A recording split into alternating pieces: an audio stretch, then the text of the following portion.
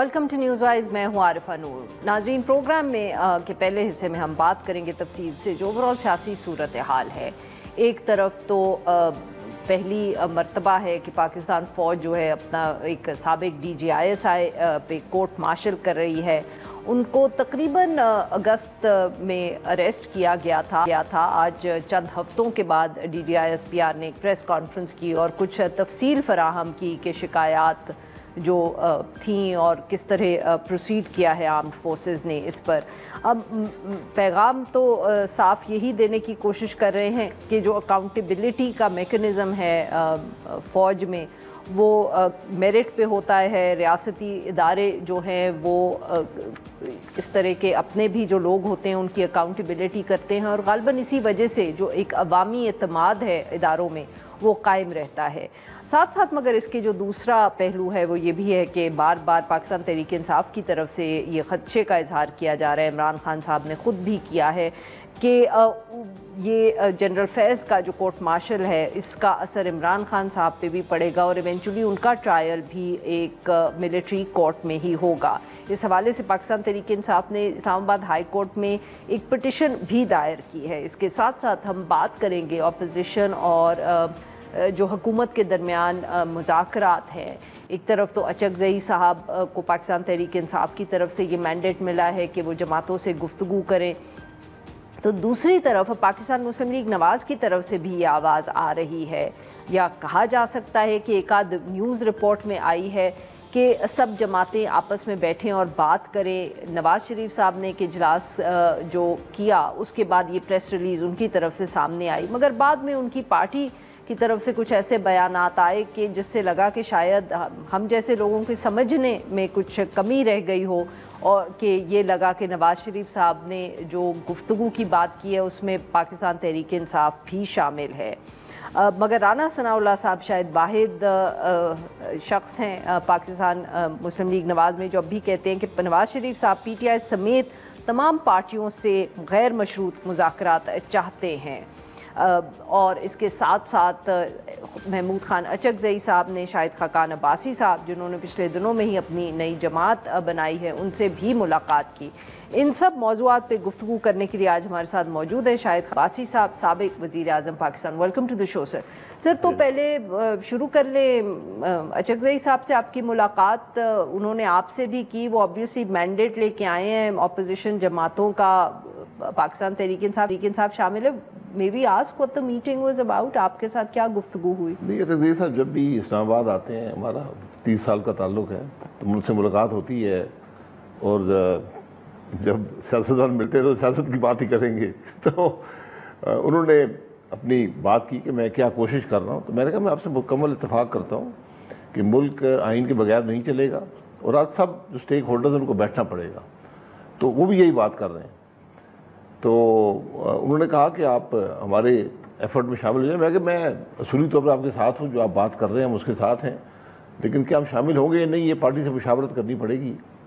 تو لیکن ضرورت وہی ہے جو آج اچکزئی صاحب بات کر رہے ہیں، یہ مولانا صاحب بھی یہی بات کر رہے ہیں، جماعت اسلامی بھی اب ایک کوشش کر رہی ہے، مجھ سے لیاقت بلوچ صاحب ملے تھے وہ بھی یہی بات کر رہے ہیں، اور جو خبریں آئی تھیں کہ میاں صاحب نے بھی یہی بات کی ہے۔ سر ڈو یو تھنک کہ میاں صاحب نے یہ بات کی ہوگی، کیونکہ اس کے بعد احسن اقبال صاحب، خواجہ آصف صاحب، ان کے بیانات سے تو کنفیوژن ہی بچ گئی۔ نہیں کی ہوگی، خبریں آئی تھیں، پھر بہت سے لوگوں نے کہا کہ نہیں یہ بات نہیں کی۔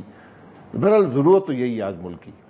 نہیں، بٹ آپ جانتے، I mean I am not just asking you this as an opposition politician, sir آپ کا اب اتنا تعلق بھی رہا ہے نواز شریف صاحب سے، آپ باقی لوگوں کو بھی جانتے ہیں، رانا ثناء اللہ صاحب کچھ کہہ رہے ہیں، پریس ریلیز کچھ کہہ رہی تھی، آپ کا کیا خیال ہے کہ اس سچویشن میں نواز شریف صاحب کیا سوچ رہے ہوں گے if you would like to؟ نہیں، میں دیکھیں نواز شریف صاحب نے اگر بات کی ہے اور ریکارڈ پر کی ہے، یہ مجھے نہیں پتا خبر کہاں سے آئی ہے، تو پھر اس کی نفی جو ہے وہ پارٹی کے دوسرے لوگ نہیں کر سکتے۔ پارٹی کے صدر بھی ہیں، پارٹی کے روح رواں بھی ہیں، اور سب سے سینئر پولیٹیشین ہیں، لیکن اگر یہ ویسے ہی اخباری خبر بن گئی ہے تو وہ پھر علیحدہ بات ہے۔ تو یو تھنک کہ اگر کیونکہ کلیریفیکیشن سامنے آ گئی ہیں تو اس لیے انہوں نے یہ بات نہیں کی ہوگی؟ جی، اگر انہی کی پارٹی کے لوگ کہہ رہے ہیں، سیکرٹری جنرل کہہ رہے ہیں کہ نہیں کی، تو پھر کوئی مطلب کہ بٹ رانا ثناءاللہ صاحب ابھی بھی کہہ رہے ہیں یہ کہا ہے جی یہی تو آپ سے کہہ رہے ہیں نا یہ بڑی عجیب بات یہ عجیب بات ہے. دیر از اے کانٹرڈکشن. عرفان صدیقی صاحب ہوں, خواجہ آصف صاحب ہوں, احسن اقبال صاحب ہوں, ان کا ہم کہہ سکتے ہیں بیان رانا ثناءاللہ صاحب کے بیان سے مختلف ہے. نہیں, وہ بھی سارے سینئر لوگ ہیں جماعت میں, اگر پارٹی کے صدر نے کوئی بات کر دی ہے تو پھر اس کی نفی تو نہیں ہو سکتی نا.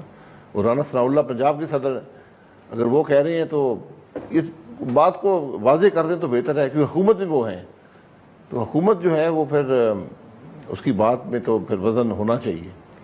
تو یا میں یہ کہوں کہ پاکستان مسلم لیگ نواز پہ پاکستان تحریک انصاف کا رنگ چڑھ رہا ہے, پتہ ہی نہیں چل رہا پارٹی میں کہ پالیسی کیا ہے, کون کیا کہہ رہا ہے. نہیں, یہ ہو جاتا ہے, جماعتوں میں ہو جاتا ہے, لیکن جو جماعت اقتدار میں ہو اس میں ذرا ذمہ داری کا احساس زیادہ ہونا چاہیے. تو سر پھر I mean what is the way forward؟ اگر آپ لوگ اپوزیشن کی جماعتیں تو ہمیشہ یہی کہتی ہیں کہ سب بیٹھ کے بات کریں. جب پاکستان تحریک انصاف کی حکومت تھی آپ لوگ بھی جب آپ پاکستان مسلم لیگ نواز میں تھے آپ بھی ٹروتھ اینڈ ریکنسیلیشن کی بات کرتے تھے. حکومت میں آ کے پاکستان مسلم لیگ نواز کی پالیسی بھی چینج ہو گئی. پی ٹی آئی جو اس وقت بات کرنے کو تیار نہیں تھی وہ بھی ٹروتھ اینڈ ریکنسیلیشن کی بات کرتی تھی جو اپوزیشن میں آ گئی.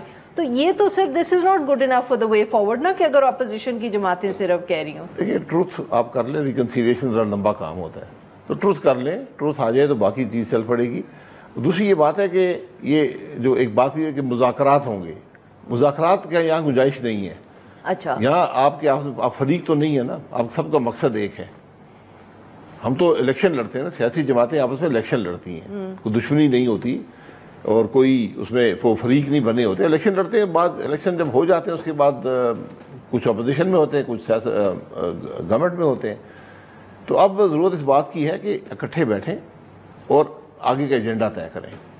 یہ سب کو اپنی جو یہ چھوٹی چھوٹی باتیں ہیں, چھوٹے چھوٹے مفادات ہیں, ان کو چھوڑنا پڑے گا گھر پہ, اور کرسیاں بھی شاید چھوڑنی پڑیں اس معاملے کے نتیجے میں, اور ملک کی بات کریں, اس کے آگے کا راستہ ڈھونڈیں. سر وہ تو اگر آپ اب حکومت سے اگر پوچھیں تو وہ کہتے ہیں ہم تو آگے کا راستہ ڈھونڈ بھی چکے ہیں اور ہم اس پہ کام بھی کریں, اکانومی بہتر ہو رہی ہے, وہ فلانی رپورٹ آ گئی اور یہ بھی کر رہے ہیں, ہم وہ بھی کر رہے ہیں. سر معذرت چاہتا ہوں, میرے سے سر لوگ مانتے نہیں ہیں نا, وہ تو کہہ رہے ہوں گے انہوں نے کون سے ایسے اقدامات کیے ہیں جس سے یہ معاملہ ٹھیک ہوا ہے. سر میں تو آپ سے پوچھ رہی ہوں, میں بھی یہ پوچھ رہا ہوں نا, آپ نے یہ سٹیٹمنٹ تو سنی ہوگی نا سر حکومت سے. سٹیٹمنٹ تو روز آتی ہے نا. اچھا, آپ نے خود بتایا کہ ایک ایشو پر کہ پارٹی نے مذاکرات کرنی یا بات کرنی ہے نہیں, اس پہ 4-5 سٹیٹمنٹس آ گئی ہیں. سٹیٹمنٹس تو روز آتی ہیں. اچھا, حقیقت یہ ہے کہ کچھ نہیں ہو رہا. اگر وہ یہ آرگیومنٹ ان کی یہ ہو کہ تھوڑے وقت کے بعد یہ صورتحال بہتر ہو جائے گی, کیونکہ اس وقت ہم وہ سب مشکل فیصلے کر رہے ہیں. جیسے کون سا مشکل فیصلہ کیا سر؟ پی آئی اے کی پرائیویٹائزیشن کر رہے ہیں, وہ کہہ رہے ہیں کہ ہم ڈسکوز جو ہے اب سر آپ نے سیریسلی بات سننی ہے نا, اب آپ نے مجھ سے پوچھا, میں آپ کو بتا رہی ہوں. پی آئی اے کی پرائیویٹائزیشن کر رہے ہیں, وہ کہہ رہے ہیں ہم فیصل آباد کے اور 1-2 جو پنجاب کے اچھے آئی ایس کو وغیرہ ہیں, میرے خیال میں if I remember them correctly, ان کی بھی ہم پرائیویٹائزیشن کر دیں گے. ہم بجلی کے بلوں میں کمی لائیں گے کیونکہ ہم کیپیسٹی چارجز پہ ری نیگوشیٹ کر رہے ہیں. انویسٹمنٹ آ رہی ہے یو اے ای سے پتہ نہیں کتنے بلین کی, آئی ایم ایف کا پروگرام ہو رہا ہے, ٹریڈرز پہ ٹیکس لگا رہے ہیں. اب میں نے آپ کو 5 چیزیں تو گنوا دی, اب آپ بتائیں. اچھی سوچ ہے, موقع پہ تو نظر کچھ نہیں آ رہا. سوچ اچھی ہے, خیالات اچھے ہیں, میرا بھی یہ خیال ہے کہ یہ کرنا چاہیے سب کچھ, لیکن میں حکومت میں نہیں ہوں نا. حکومت کا کام ہے کر کے دکھائے نا, کچھ کنکریٹ سٹیپس لیں اس طرف. تو سر آپ کے خیال میں پی آئی اے نہیں پرائیویٹائز ہو جائے گا؟ میں کچھ نہیں کہتا ہوں. اگر آپ 200 ارب کا جو آج خبر آئی ہے کہ 200 ارب کا قرضہ ابھی ساتھ آئے گا, جہیز میں آپ کو 200 ارب کا قرضہ بھی ملے گا پی آئی اے کو بیچنے والے کو. جی نہیں سر, جہیز جہاز تو ہے نہیں سر. جو خاتون 200 ارب کا قرضہ لے کر جہیز میں آئے. سر آپ دیکھیں یہ سیکسس جوک آپ ٹرائی کر رہے ہیں, یہ بالکل سیکسس جوک نہیں. آپ ایک چیز بیچنے جا رہے ہیں تو کہتے ہیں ہم نے آپ پہ بڑی مہربانی کر دی ہے, اصل میں ہم نے نقصان 800 ارب کا کیا تھا تو 600 ارب تو ہم رکھ لیں گے, 200 ارب آپ کو دے دیں گے. تو یہاں ایئر لائن بن جاتی ہے 10 ارب میں, تو میں 200 ارب کا قرضہ کیوں برداشت کروں گا؟ کون سی ایسی مجھے آپ انوکھی چیز بیچ رہے ہیں؟ میں ایک واقعی ایک سوال ہے نا کہ آپ کون سی مجھے چیز دے رہے ہیں جس کی قیمت 200 ارب ہے. سر ہمارے اتنے اچھے روٹس ہیں ٹو یورپ, لنڈن, آپ جی وہ سارے بند پڑے ہیں, آپ ادھر جا نہیں سکتے. میں سیریسلی ذرا آپ سوچنا چاہیے کہ کر کیا رہے ہیں. اچھا چلے, welcome back to the discourse question پہ لیتے ہیں ہم ایک چھوٹی سی بریک.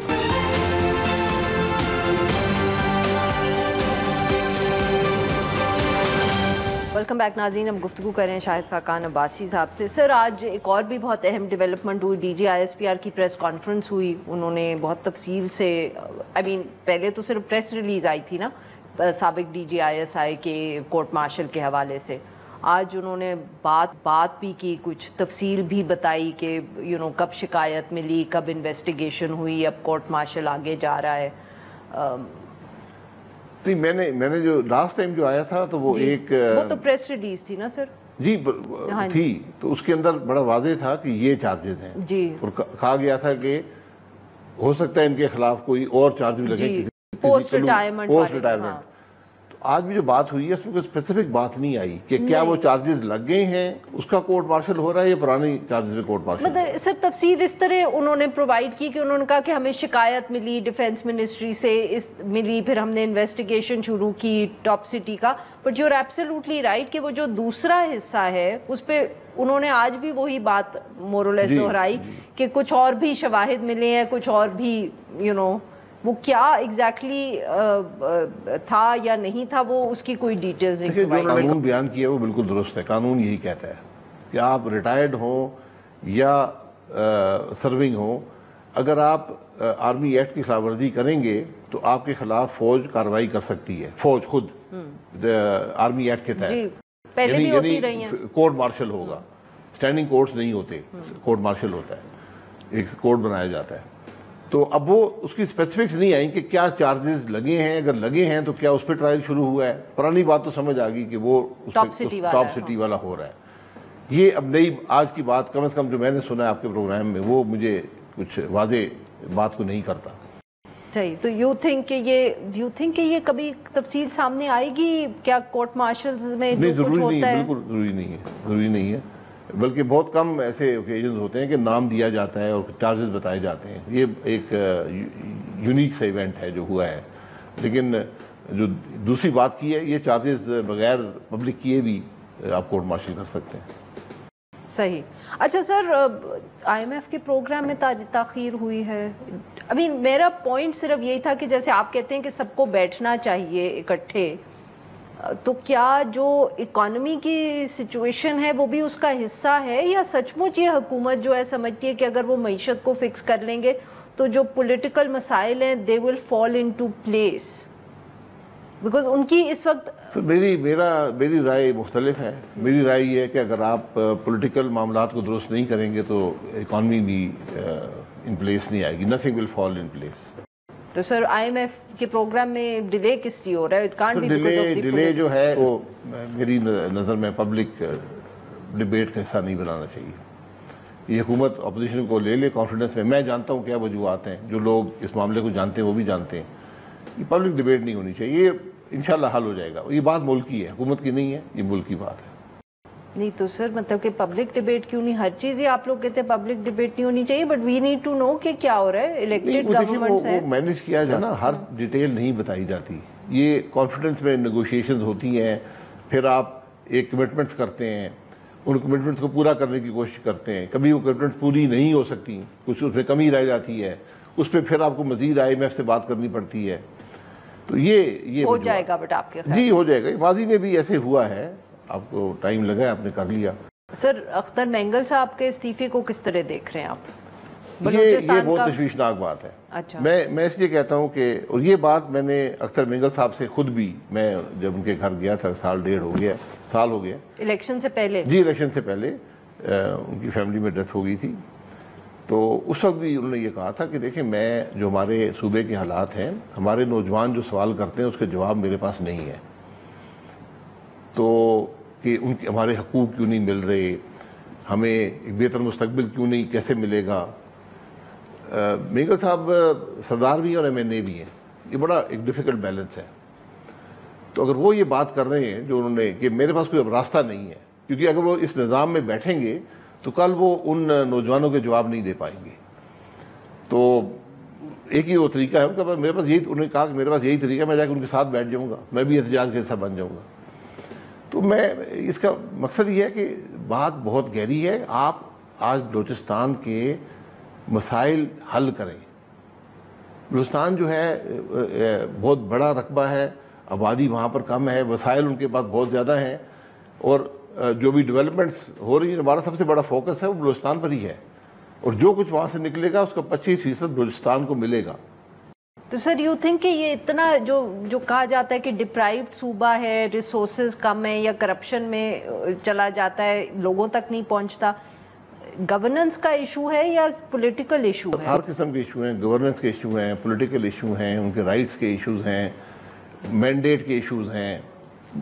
یہ بہت عجیب حالات ہیں وہاں پر, یقین کریں. میں خود ادھر کئی دفعہ گیا ہوں, اور میں یہ اس کہنے میں مجھے کوئی آر نہیں ہے کہ پاکستان کے جو بہترین سیاستدان ہیں بلوچستان کے ہیں, تو سر پھر جو صوبے سے بھی, جی ان کو آپ موقع نہیں دیتے نا, آپ ان پہ دوسرے لوگ مسلط کر دیتے ہیں. یہ بات ساری یہ ہے. بات گھوم پھر کے الیکشن پہ آتی ہے. الیکشن میں عوام کی رائے کا احترام اگر نہیں ہوگا, مینڈیٹ کا احترام نہیں ہوگا, پھر ملک نہیں چلے گا, پھر صوبہ نہیں چلے گا. بہت بہت شکریہ سر, آپ نے ہمارے لیے وقت نکالا. ناظرین یہاں پہ چھوٹی سی بریک.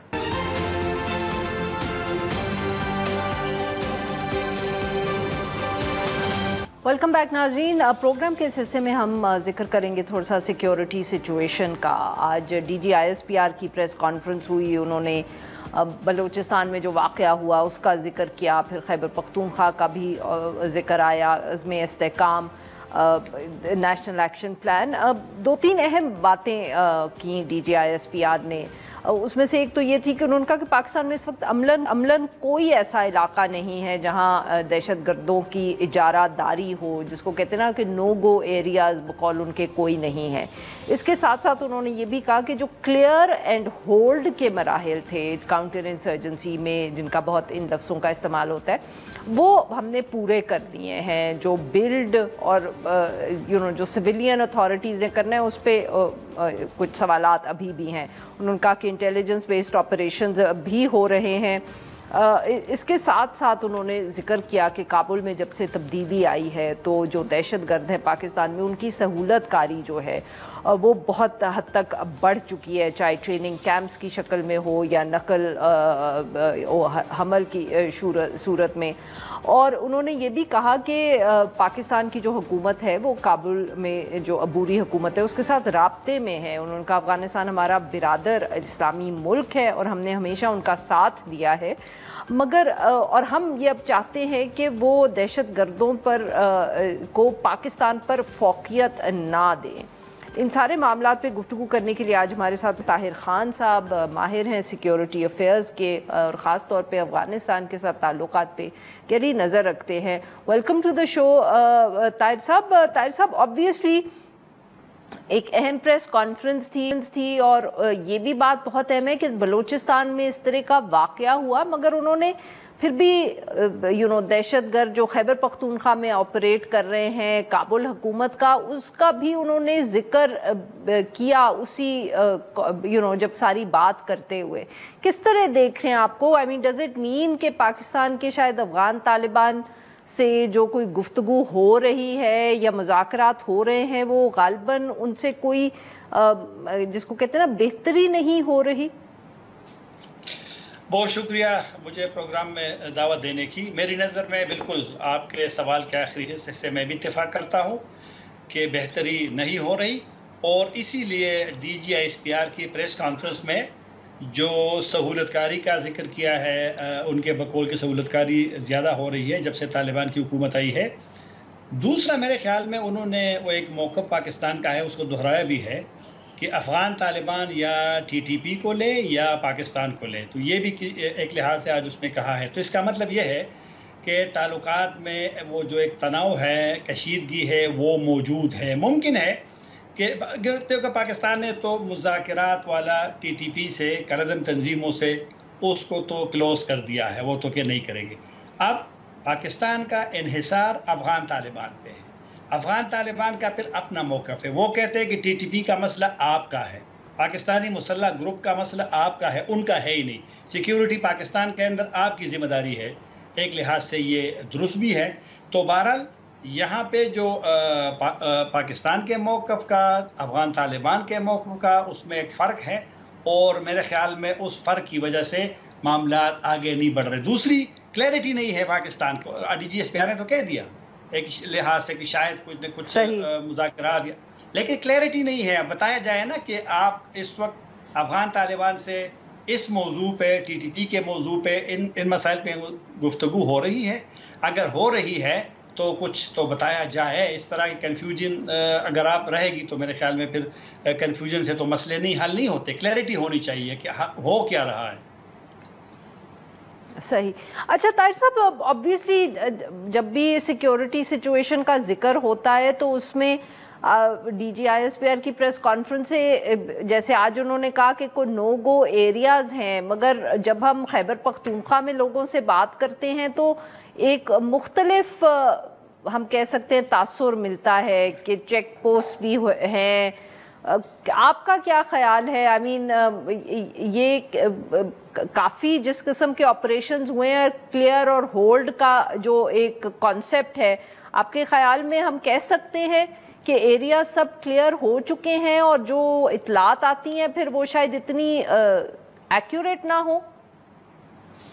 ये बात तो एक लिहाज से दुरुस्त है कि माजी की तरह ना बाजवड़ उनके कंट्रोल में है, ना शुमाली वज़ीरिस्तान है, ना जनूबी वज़ीरिस्तान है, लेकिन मेरे ख्याल में मौजूदा सूरत हाल शायद उससे ज़्यादा ख़तरनाक है।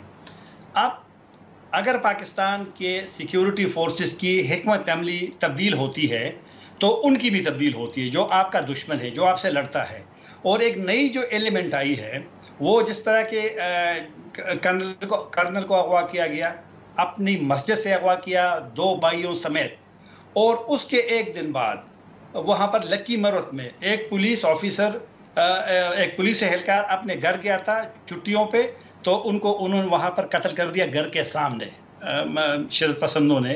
तो लिहाजा एक लिहाज से वो तो दुरुस्त है DGSPR के प्रेस कॉन्फ्रेंस के नो गो एरिया नहीं रहा, लेकिन मेरे ख्याल में ये जो नई एलिमेंट आई है अब आपके लिए जंग मेरी निस्बत में माजी से मुश्किल है।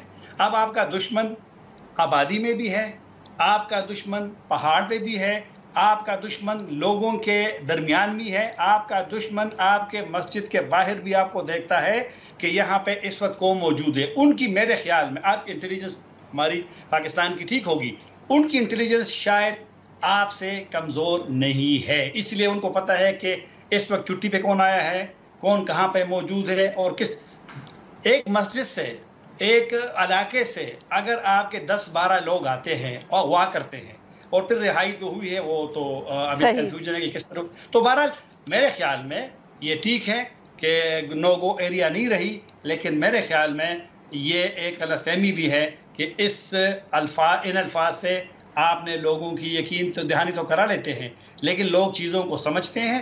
मेरे ख्याल में मुश्किलात तो सिक्योरिटी चैलेंजेस है और कुछ चीज़ों को तस्लीम करना चाहिए। बहुत बहुत शुक्रिया ताहिर साहब, आपने वक्त निकाला। नाज़रीन, यहाँ पे लेंगे एक छोटी सी ब्रेक और जब हम ब्रेक से वापस आएंगे हम बात करेंगे बांग्लादेश की।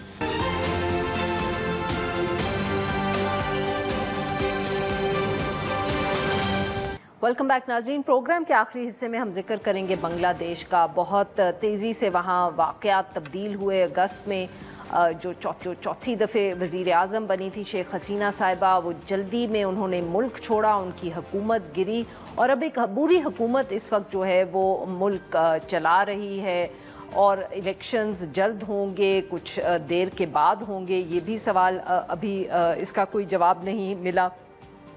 इसी तरह शेख हसीना साहिबा इस वक्त भारत में मौजूद हैं, क्या वो वापस आएंगी, इसके ऊपर भी कोई क्लैरिटी नहीं है।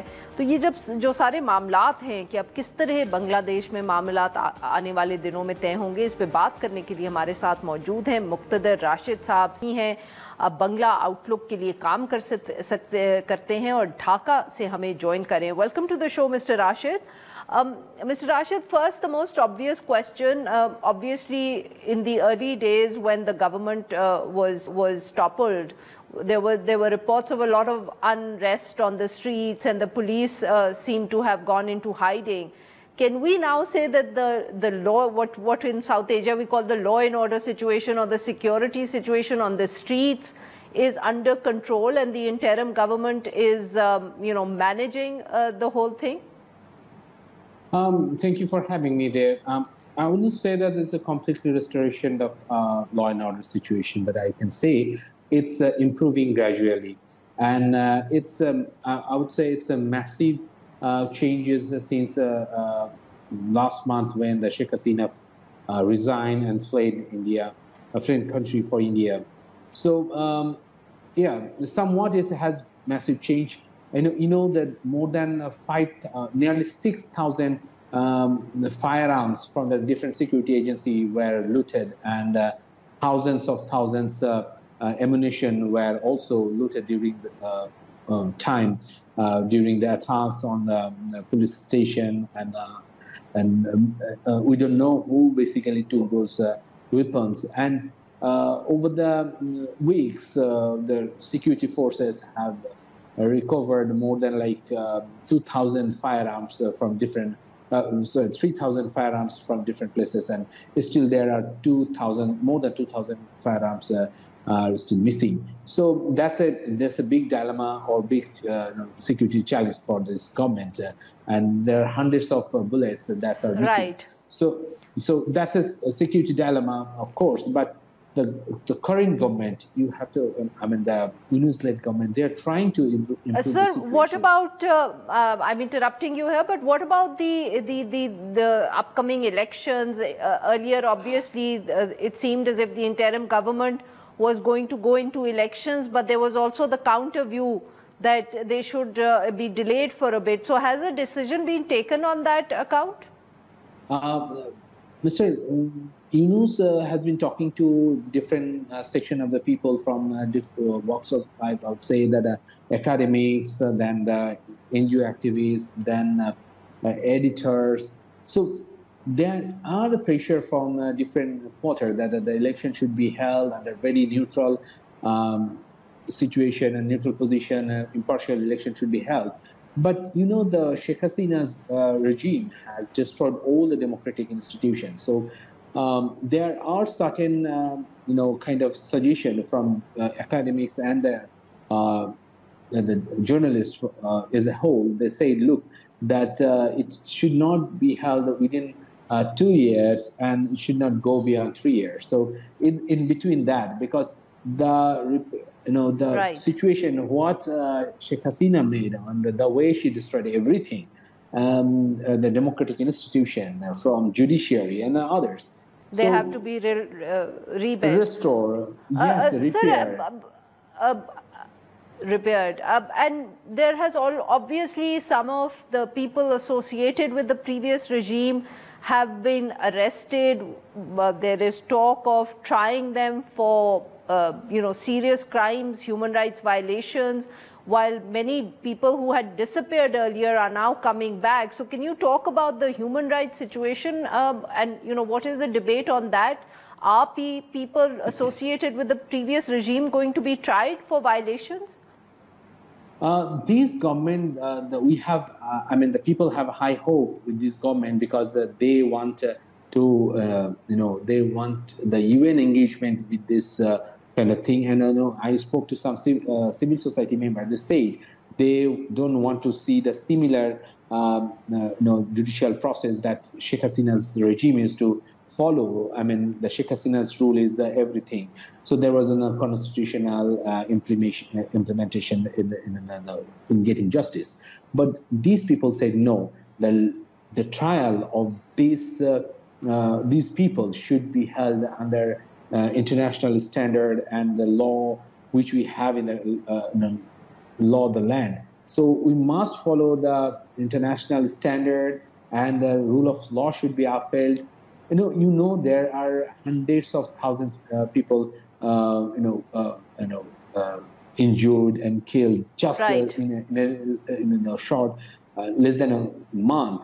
And beforehand, you have to know that there is extrajudicial killing. The Sheikh Hasina open eyes to suppress the opposition, suppress any kind of protest. So there are records of human Sir, rights very violation. quickly, we've run out of time here, but is Bangladesh or Dhaka going to, how is it viewing the fact that Sheikh Hasina is staying in Delhi right now? Very quickly.